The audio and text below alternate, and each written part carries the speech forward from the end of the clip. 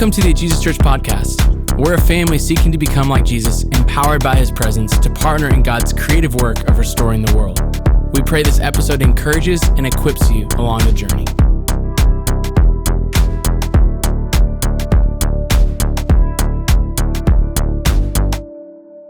It's so good to be with you guys together this morning. I love getting to open up the scriptures tomorrow. If you have a Bible, go ahead and open it up to 1 Samuel chapter 1. That's where we're going to be planted today. And if you don't have a Bible, you can raise your hand. We have a wonderful volunteer that would love to give you a Bible so that you can track with us, so that you can follow along as we read through Hannah's story and uncover together what this desperate woman's life has to teach us about living lives of undivided worship. Over the last 4 weeks, we as a church have set out to grow in both our understanding and our practice of worshiping God with undivided hearts. We spent the first few weeks looking at this core reality, this core reality of what it means to be human, which is that to be human is to be the kind of creature who gives ourselves over to something. Gives ourselves over to something or someone. We're hardwired for worship. In a speech given at Kenyon College, the American novelist David Foster Wallace, who was not a Christian, said this: "In the day-to-day trenches of adult life, there is actually no such thing as atheism. There is no such thing as not worshiping." He says, everybody worships. The only choice we get is what to worship. We simply can't help ourselves. Giving ourselves over to something is part of what it means to be human. And as Christians, we believe that as we give ourselves over completely to God, as we worship him wholeheartedly, we actually become more whole.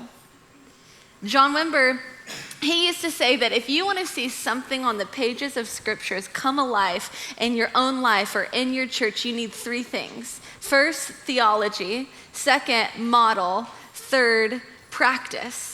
Last week, we rounded the corner in our series where we're now focusing our attention on growing a model for undivided worship. So if you haven't checked out the first few weeks, go back. We lay a really strong foundational understanding of who this God is that we're worshiping, who this God is that is the object of our worship. So that's essential. Go back, watch, listen. We're pivoting into the model section. And we're doing that by taking a look at specific people in the Bible whose stories can kind of give us a model, a framework for how to grow in our practice of undivided worship. And our goal is not to become like these people in the scriptures per se. We want to become like Jesus. But our goal is rather to ask questions like, what did this person see?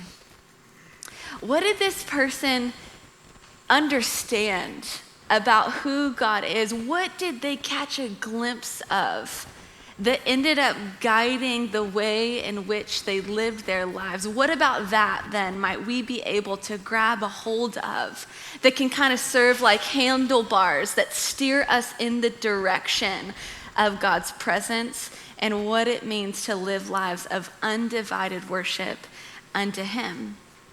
And what we're going to see in Hannah's story today is that the more you give yourself over to God, the more you give of yourself to him, the more space, the more capacity that you create within your heart and life to receive the more of God, the more of his love and his presence at work in and through your life. More specifically, through Hannah, this is what we're going to learn, just like right up front so that you don't miss it. I'm not pulling any tricks this morning. This is what we're going after. What we're going to see is what we're going to learn is that how being honest about what we desire, naming our desire and allowing ourselves to get desperate in God's presence instead of distracted actually leads us to the one who is in himself the satisfaction of our deepest desires. So we got lots to unpack this morning. Let's pray and then we'll jump in. God, you're so good. and we'll spend our whole lives trying to plumb the depths of that goodness. And I pray that this morning you just help us catch a glimpse of it in a new way. Not just for information, but for transformation. God, I pray that by your Spirit, as we open up your word, that you would lead us deeper into the reality of your goodness, the sweetness of your presence, because there is no one like you. We love you, Jesus. Amen. So confession, when I first read 1 Samuel 1, like first pass, I was pretty frustrated. I read it and I was like, what is this? What is going on? It kind of read at first glance like a beginner's guide on how to bargain with God to get what you want. Like how to beg and bargain in order to like get what you actually want. That's kind of what I read it as at first pass. And I knew that there had to be something more. And so over the last few weeks, I've probably read and reread 1 Samuel 1, probably like 20 times, just asking over and over again, God, help me to see what you see. Help me to hear what you hear. And as I began to dig in, as I read over and over and allowed some of the questions come to the surface of my heart and mind, and then kind of seek out some answers to those questions that were coming up, I started to experience something. I'm still experiencing it. I've not, by any stretch of the imagination, arrived. I feel like I'm still swimming in some of this. But I started to experience God's invitation to me through Hannah's story to give more of myself over to him. To give more of my life, more completely, more honestly over to God. And my hope this morning is that as you come to see and start to experience some of this, maybe for the first time, or maybe just for the 1,000th time, but in a deeper way, you'll start to experience a bit more deeply the freedom and the peace and the joy that's promised in Jesus when we say yes to that invitation to give of ourselves more completely over to him. So let's look at this story. We're going to unpack it in 3 chapters. Within this one chapter, 3 kind of distinct chapters kind of started to rise up for me. Chapter 1, Hannah's desire. Chapter 2, Hannah's desperation. And chapter 3, Hannah's deliverer. The 3 Ds. The Lord speaks to me through alliteration, so hopefully this is helpful for you to remember. We're going to work through chapter at a time. So chapter 1, Hannah's desire. Let's read 1 Samuel 1, starting in verse 1. I'm probably not going to say some of these names right, so just forgive me. I'm just maybe going to make them up on the spot, but the Lord knows. There was a certain man from somewhere, a Zuphite, from the hill country of Ephraim, whose name was Elkanah, son of Joram, the son of Elihu, the son of Tohu, the son of Zuph, an Ephraimite. He had 2 wives. One was called Hannah, and the other Peninnah. Peninnah had children, but Hannah none. Year after year, this man went up from his town to worship and sacrifice to the Lord Almighty at Shiloh, where Hophni and Phinehas, the 2 sons of Eli, were priests of the Lord. Okay, before we continue, just a quick side note that really is not a part of the overarching goal of where we're headed, but I just can't help but say. So just tune in for a moment, and then we're going to come back up and keep moving through the story. The fact that these 2 priests are mentioned, Hophni and Phinehas, the 2 sons of Eli, the priests at this temple that Elkanah and his 2 wives are going to sacrifice, it matters. And it matters because these 2 priests had a reputation, and everybody knew it. They had a reputation of being corrupt priests, hypocrites in the house of the Lord. And there's a lot of that going on in our day. I'm not unaware of my own hypocrisy. Confession is a regular rhythm in my life. I'm desperate. But the reality of the world that we're living in is that so many of us, we see the gaps in leaders' lives, the ways in which they fall short. And we interpret that as a reason to walk away from the faith.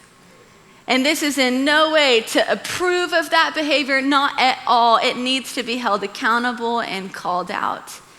But I think what's interesting about this story is that this man chooses, in light of knowing about the corruption of the priests in the temple, he chooses to go to God's house anyway. He doesn't let the actions of man detract from or distract him from understanding that the God of the universe is still worthy of his worship. Yes? And so I don't know, maybe that someone is in here that needed to hear that. You felt bogged down, you're in the wake of deconstruction. It's okay to go on that journey.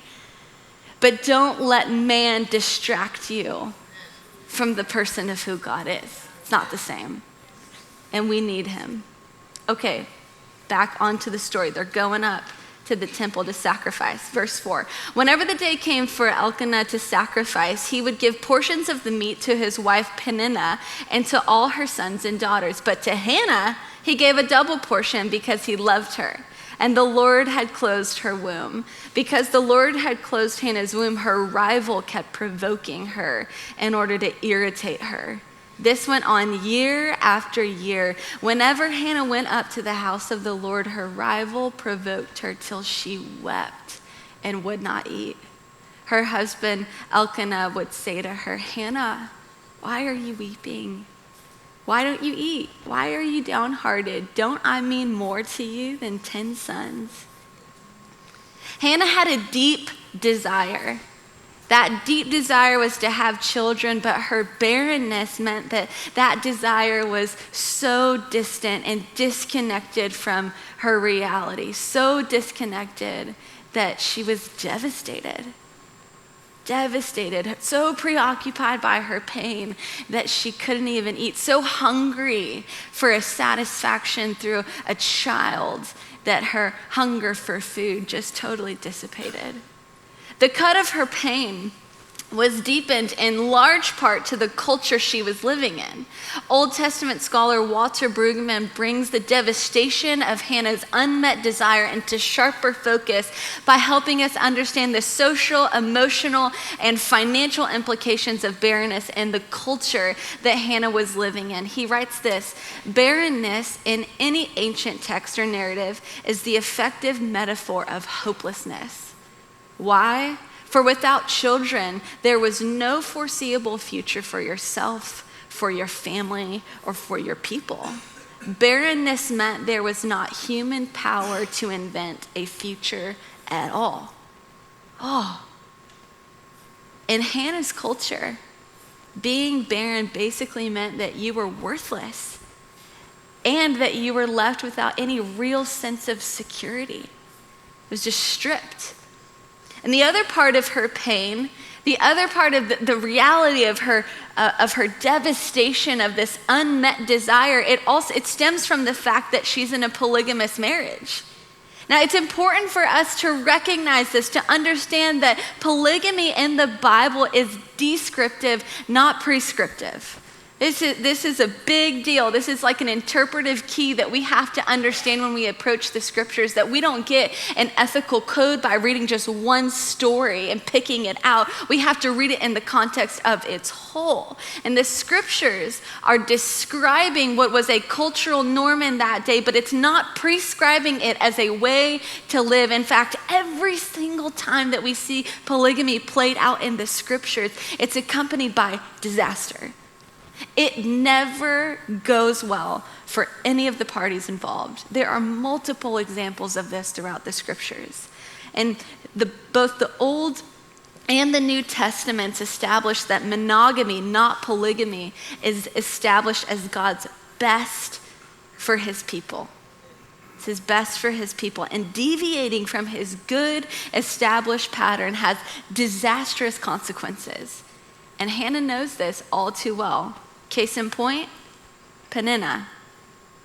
As if her barrenness wasn't enough, Peninnah, the other wife of Hannah's husband, who has lots of kids, makes a point to ensure that Hannah never forgets the far-reaching implications of her inability to bear children.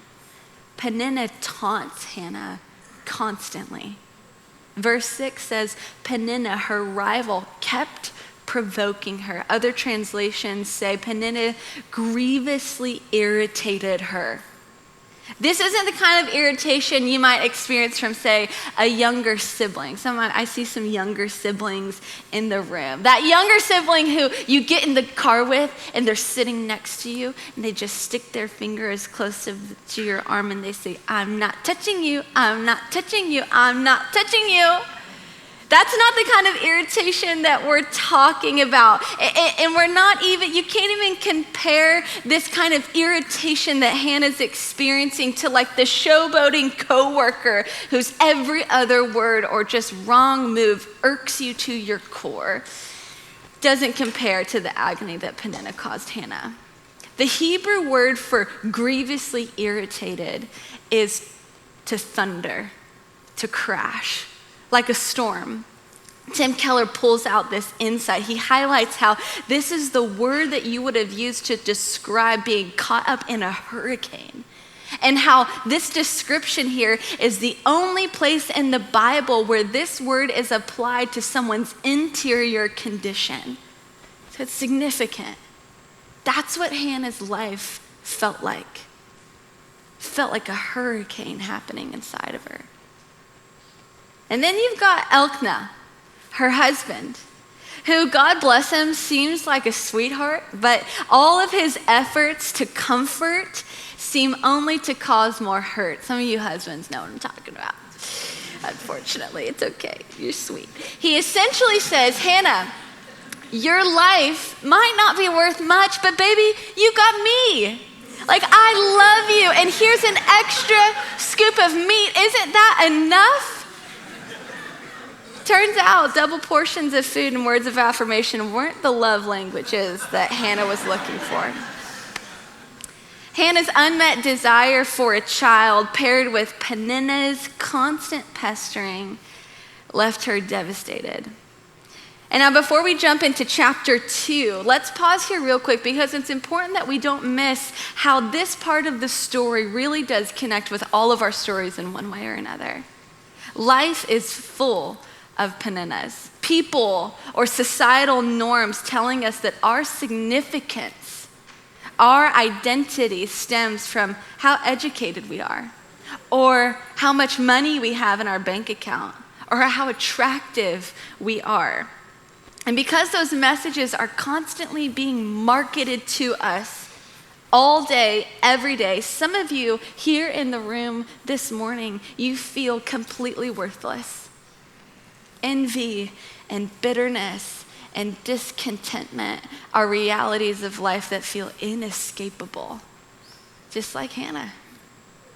And in that dissatisfaction, you and I are tempted to turn to the Elkanahs in life, the people or the things that try to smooth out our sorrow with, say, a romantic solution, or whatever it is that you're tempted to turn to harness some happiness in your life. The great philosopher and singer-songwriter, the boss himself, Bruce Springsteen, once said, everybody's got a hungry heart.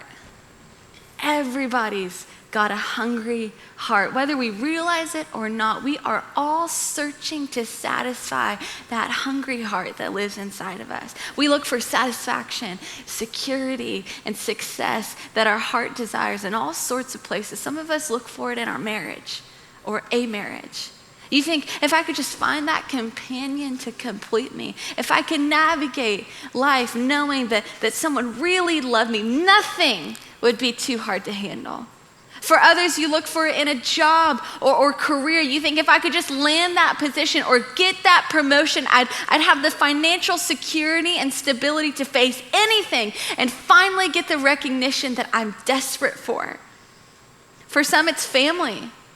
Again, these aren't bad things in and of themselves, but some of us look for it in family. We think to ourselves, if my kids could just move closer, if my grandkids were just closer. That would give me the good life that I'm really longing for.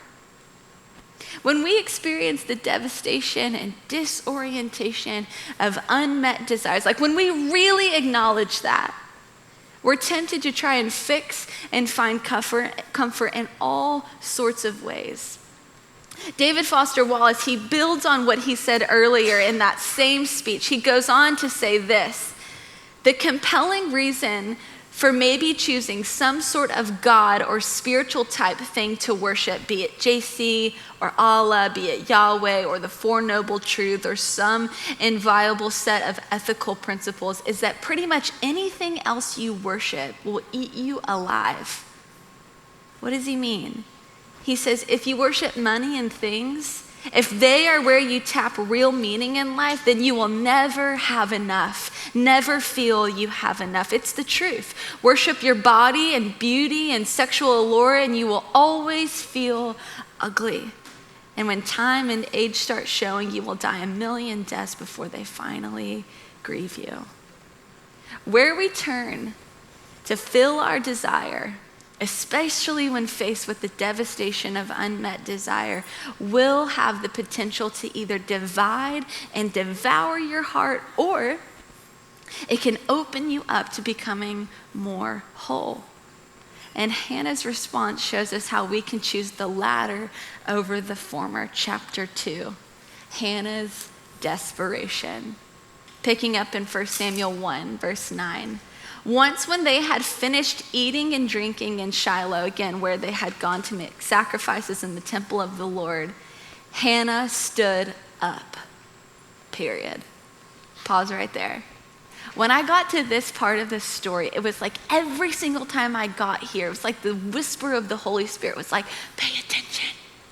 Like I just sense like something is going on here. It just seems like this is more than just some random detail in the text.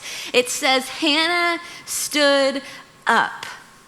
It's got to be more than just some detail about her finishing dinner and going to the bathroom as to move the events along. Hannah stood up. She made a choice. The word used here in Hebrew is rose. Hannah rose. And in Hebrew, that word indicates intentional, decisive action. It's a turning point in the story. In the wake of her unmet desire and all of the devastation, Hannah stands up. She makes a choice. What was the choice? The story goes on. Now Eli, the priest, was sitting on his chair by the doorpost of the Lord's house. In her deep anguish, Hannah prayed to the Lord, weeping bitterly. And she made a vow, saying, Lord Almighty, if you will only look on your servant's misery and remember me and not forget your servant, but give her a son, then I will give him to the Lord for all the days of his life, and no razor will ever be used on his head. As she kept on praying to the Lord, Eli observed her mouth. Hannah was praying in her heart, and her lips were moving, but her voice was not heard. Eli thought she was drunk and said to her, how long are you going to stay drunk? Put away your wine. Hannah said, not so, my Lord. I'm a woman who is deeply troubled. I've not been drinking wine or beer. I was pouring out my soul to the Lord. Do not take your servant for a wicked woman. I've been praying here out of my great anguish and grief. 3 things are happening in Hannah's standing up. First, Hannah allows herself to feel and face her grief. Hannah allows herself, she creates the space to feel and face her grief. We live in a world where our default is distraction. It's hard for us. It's hard for us to stop at a stoplight, stand in an elevator, or sit on a toilet without picking up our phones. We fill all of the space. Distraction, it's a form of self-medication. It's a way to numb the pain and keep us from doing the work of getting to the root of our desires. We just distract ourselves. We don't want to feel what's at the end or on the other side of that question. Blaise Pascal said this: Humanity's unhappiness springs from one thing alone: our incapacity to stay quietly in one room. We all too often, myself included, settle for distraction over reflection. And I believe that it is robbing us, our propensity to stay distracted, whether that's through good things like work or volunteering, busyness, church stuff, whatever, or through not good things, alcohol, drugs, sex, whatever it is, whatever we choose as our substance of choice to distract ourselves, it is robbing us. It's robbing us from getting to the root of our desire and allowing God to meet us there with his love and presence. But Hannah doesn't settle for distraction. She allows herself to get desperate, to feel and face her desire. Second, Hannah allows her desperation to move her in the direction of God's presence. She moves towards God instead of away from him. Rather than allowing bitterness to creep in by keeping in her pain, she pours it out to the Lord. Not to her BFF, not to her husband. Those aren't bad things. I'm not advocating that you should live in isolation and not tell anyone what's really going on. Oh, okay.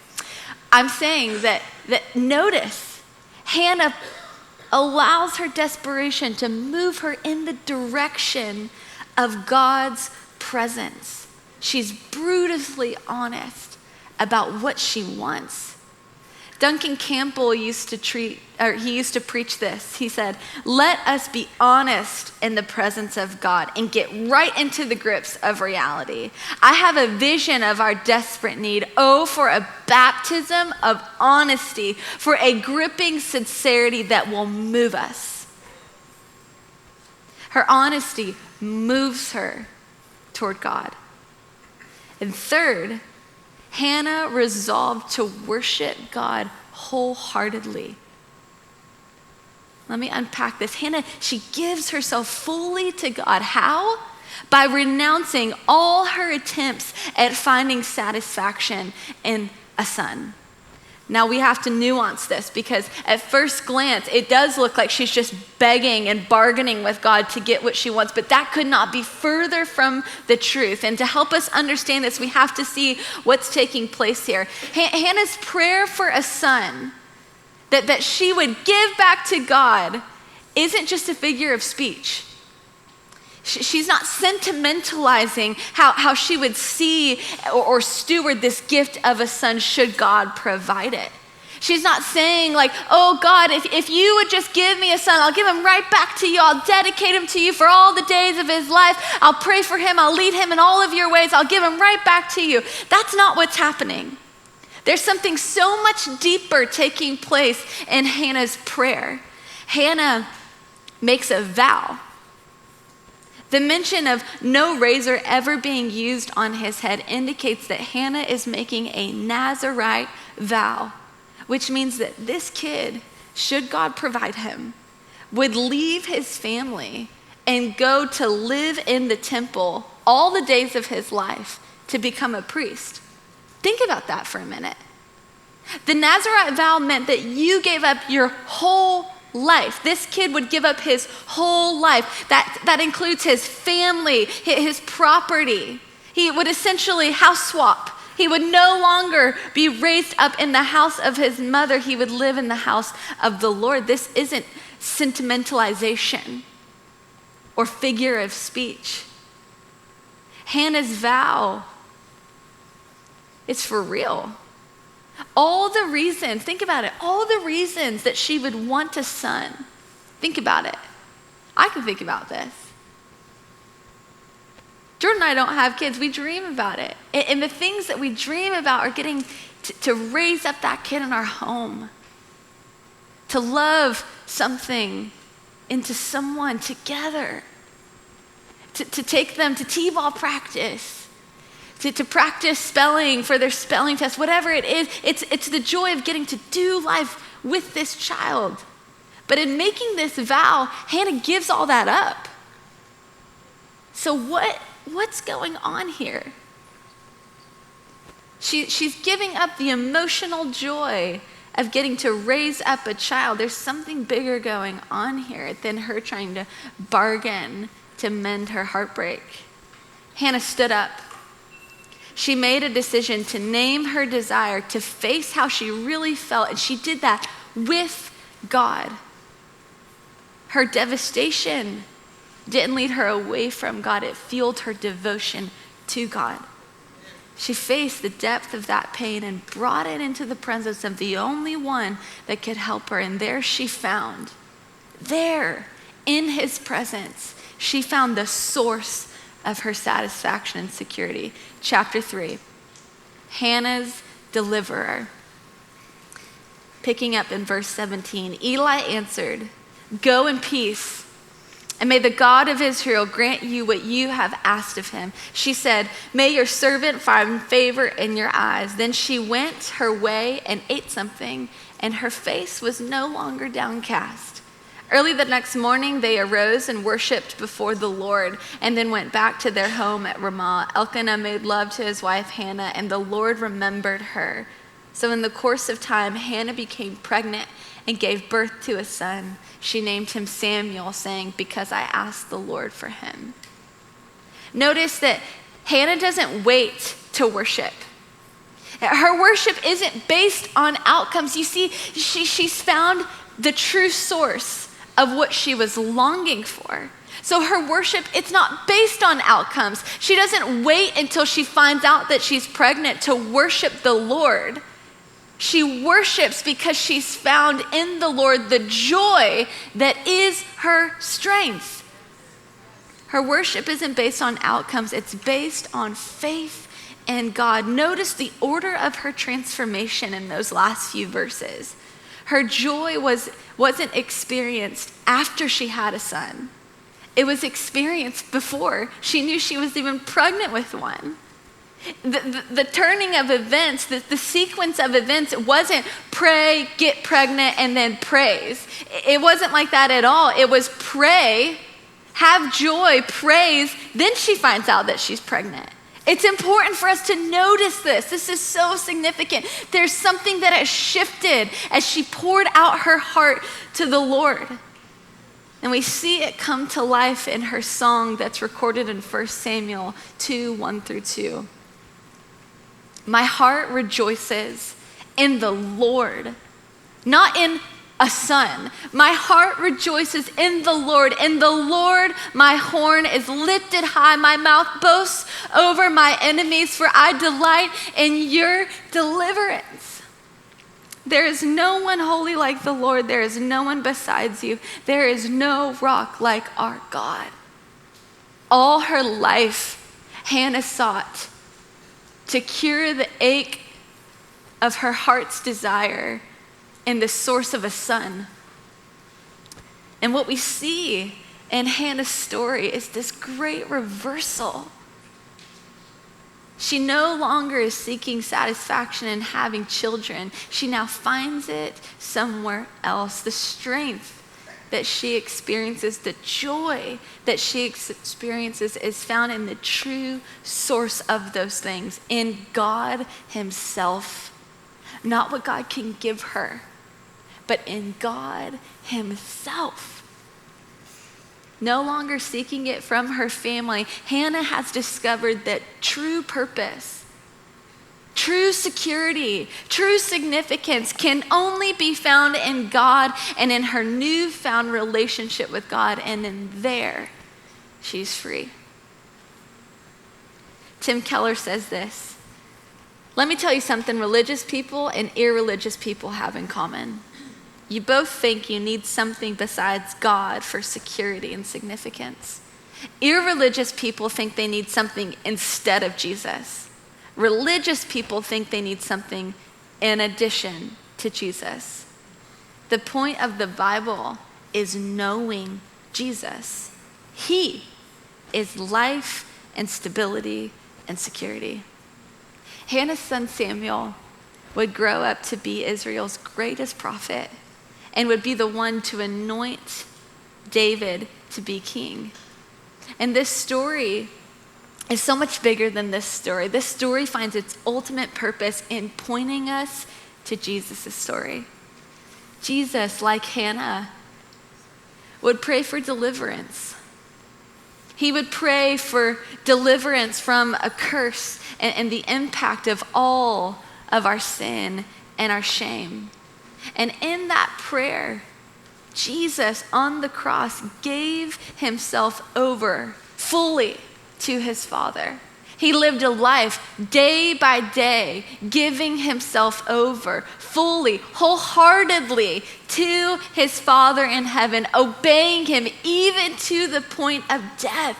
And it's his renunciation of all things, Jesus' renunciation of all the things that tempt us to compromise or control. And it's his unwavering commitment to his Father that made a way for you and I to be fully restored to God. Because here's the thing, our real need that every single one of us has comes from the break in our relationship with our Creator God. All other brokenness stems from this original break, and that is what Jesus mends. Jesus' self-giving sacrifice on the cross removes our shame and restores us to God. We're all looking to satisfy our hungry hearts. The question is, where will you look? In Hannah, we have a model. We have a model to live undistracted, to create the necessary space to face our desire, to feel the pain and sorrow of our unmet desires, and to allow that devastation to drive us into the presence of a good and generous and patient and compassionate and loving God. And to there in that place find the source of all of our desires, the one and only who is able to sustain us. Hannah begins her prayer by addressing God. She says, Lord Almighty. Other translations say Hannah called on the Lord of hosts. This title is significant. If we were to ask ourselves that question we asked at the beginning, what is it that Hannah saw about who God was? What is it that she grasped or understood about his character? It was this, the Lord of hosts, which has this idea that the Lord is the Lord of mighty armies. That's who she understood God to be. Hannah felt attacked. She was oppressed. She was in need. And so what did she do? She called upon the Lord of mighty armies to be her protector, the only person who could actually provide what she needed. Hannah understood God to be her protector, her deliverer. Our places of deepest pain, this is the hope that we have.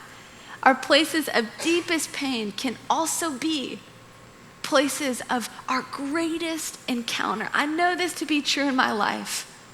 Just a few weeks ago, I had a couple back-to-back falls that were unlike any falls I've ever had. And therein lies the temptation to just get up, brush it off, keep going, it's all good, or to stop, to allow myself to weep, to hurt over the reality of the circumstances. And in that place, when I make the hard decision to be undistracted, there, as I bring my desire into the presence of God, he meets me. Does it mean that I'm fully healed and walking up in all the ways I want to? No, but I find in that place something of a source that connects me into what I long for more than even the ability to walk. And it is the presence of the living God. And that is available for every single one of us. Will we create the space? Will we give ourselves the permission to get desperate? And that's what I want to invite you into this morning.